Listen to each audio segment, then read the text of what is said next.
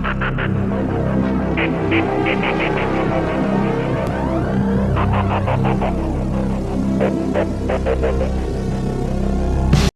alaykum.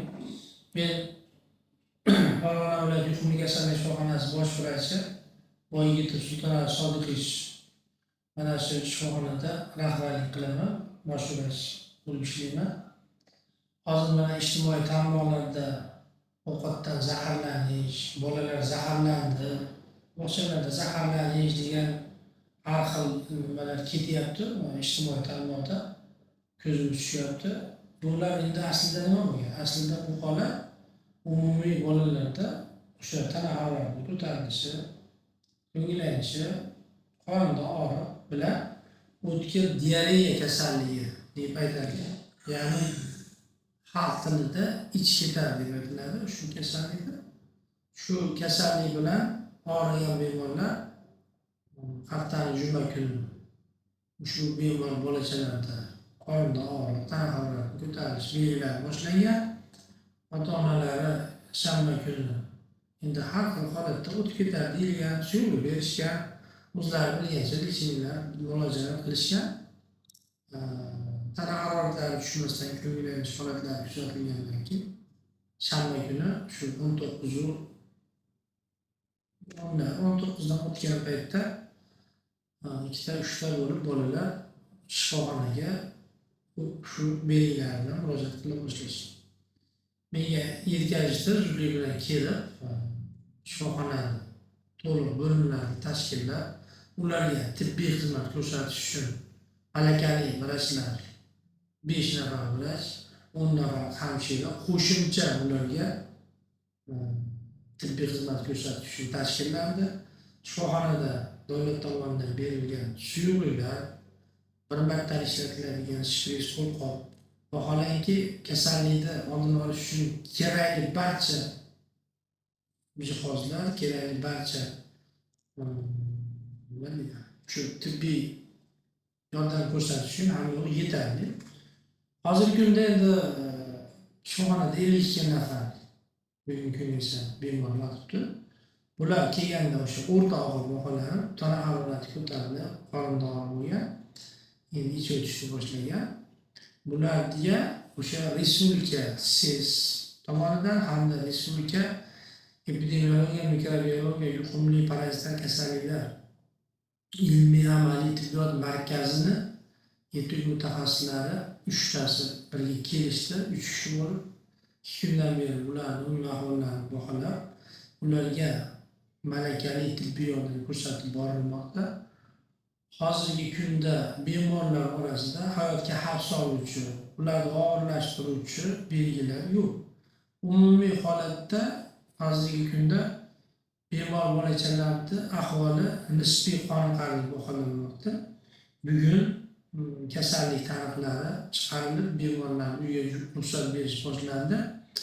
Erta indin shu to'liq axlat ekmalari, laboratoriya tekshiruvlari o'tkazilgandan so'ng ularni tashxisini qo'yib, qoniqarli holga kelganda so'ng uyga javob beriladi. Uyda o'sha yashar joyda oilaviy poliklinika, OSHP, uchastka vrachlari doimiy patronaj nazoratiga olinib, bularni yana ham nazoratini olib turiladi. Shu tavsiyalar bilan chiqariladi. Hozirgi kunda vaziyat tinch. Hozir unaqa og'ir bemorlar yo'q, hamma yo'q. Yetarli hajmda mutaxassislar, hamshiralar, vrachlar bilan ta'minlangan. Ular sog'liqni saqlash boshqarmasi, viloyat hokimligi, shahar hokimligi, muttasil tashkilotlar birgalikda shtab tuzilib, bularda barcha o'sha kelgan bemorlarni bitta nazoratda, doimiy nazoratda turibdi. O'zimiz kunlik, tunlik navbatchilik qilib, bularni ahvolini soatma-soat, bosqichma-bosqich baholanyapti. Bundan tashqari shu shifoxona hududi bemorlar yotgan yotoqxonalar hammasi doimiy kuzatuv kameralarida bu nazoratga olinadi. Endi biz aytamiz, umuman olib qaraganda o'tkir diareya kasalligi shu har oyda uchraydigan kasallik hisoblanadi. o'sha qaysidir bir narsa yoqmasligi mumkin yoki qo'lda yuvmasdan, shaxsiy gigiyena qoidalariga rioya qilmasdan kasallikni keltirib chiqaruvchi omillar bo'lishi mumkin. Yosh bolalar endi siz bilamiz qo'lga olgan holatda yuvmaydi yoki bo'lmasam boshqa bir narsani oladi, yeyman deydi. Shuning uchun ushbu kasallik o'zi mana shu 2-3 yoshdan 7 yoshgacha bo'lgan bolalar orasida ko'proq uchraydi. Yoz oylarida ham ko'p bo'ladi. Qolgan paytlarda ham o'zi umuman bir shifoxonaga bir kunda 20 tadan ortiq 30 tagacha o'tkir diareya kasalligi belgilari bilan bolalar murojaat qiladi. Ovqatdan zaharlangan degan holati bo'yicha qanchalik to'g'ri? Endi ovqatdan zaharlanish deganda bu juda bir haligi ozgina qo'polroq bo'lib qoladi. Ovqatdan zaharlanish bu o'ziga xos belgilar bilan ovqat toksik infeksiyasi deydi, botulizm deyiladi. Ovqat toksik infeksiyasida u bemor bolachalarda og'irligi, hushini yo'qotish holatlari bular boshqacha tasniflanadi. Bu kelgan bemorlarda klinik kechishlari o'sha hamma bemor bolachalarda o'tkir diareya kasalligi, gastroenteritik yoki gastroenterokolitik yoki enterokolitik variantda, ya'ni oshqozon ichak sistemasiga qaysidir ma'lum bir ichak infeksiyasi tushgan bo'lishi mumkin. O'shanga qarshi kurashish bo'lib, tana harorati namoyon bo'ladi, keyinchalik ichki o'tish holatlari kuzatiladi. O'sha infeksiya ovqatdan tushgan bo'lishi mumkinmi? Bu yerda ovqatdan zaharlanish degan tashxis bu yerda bu bolalarga ishlatilmagan. Bu yerda o'tkir diareya kasalligi gastroenteritik yoki enteritik yoki alimentar turi deb o'sha Sog'liqni saqlash vazirligini standartlarida shu tashxis qo'yiladi. Doimiy 7-24 kuzatuvda turadi deyapsiz. Mana shu bo'yicha mana hozir ekranda turgan joylar aynan bolachalar davolanayotgan bo'limlar bormi? Bu bolachalarni ligi palatalarga qo'yish mumkin bo'lsa, bilasizki, palatalarda endi bu katta onaxonlar, qizlar, ayollar keyin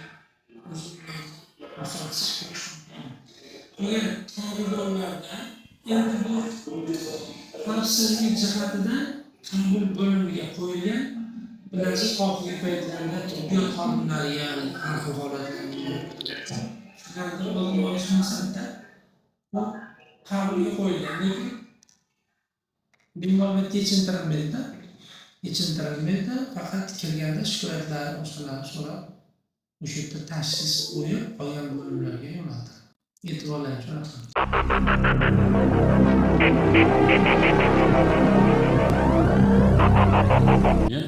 Farg'ona viloyati sanitariya asoslari va jamoat salomatligi boshqarmasi boshlig'i o'rinbosari Olim Zaffar Nasirovich. Farg'ona shahridagi maktab ta'lim muassasalarida shu bolalar o'rtasida oshqozon holati buzilishiga bilan bog'liq xabarnoma bizga kelib tushgan boshqarmaga. Bu holat bo'yicha biz joriy yilning 21-fevral kuni boshqarma shahar bo'limlari xodimlari tomonidan joyga chiqib o'rganildi va o'sha qayd etilgan muassasalarda ta'minlanayotgan bolalar iste'mol uchun berilgan ovqat mahsulotlaridan olib qo'yilgan sut namunalarini laboratoriya tahlil uchun olib, biz hozir boshqarmaning laboratoriyasiga hamda shahar bo'limi laboratoriyasiga tahlil uchun olib kelindi. Ushbu tahlil natijalari 3-4 kundan keyin natijasi chiqadi. Shu bo'yicha qo'shimcha axborot beriladi. Shuningdek, bugungi kunda shu maktab ta'lim bo'limlaridagi bolalarning ovqatlanishi bo'yicha nazorat tadbirlari olib borilmoqda.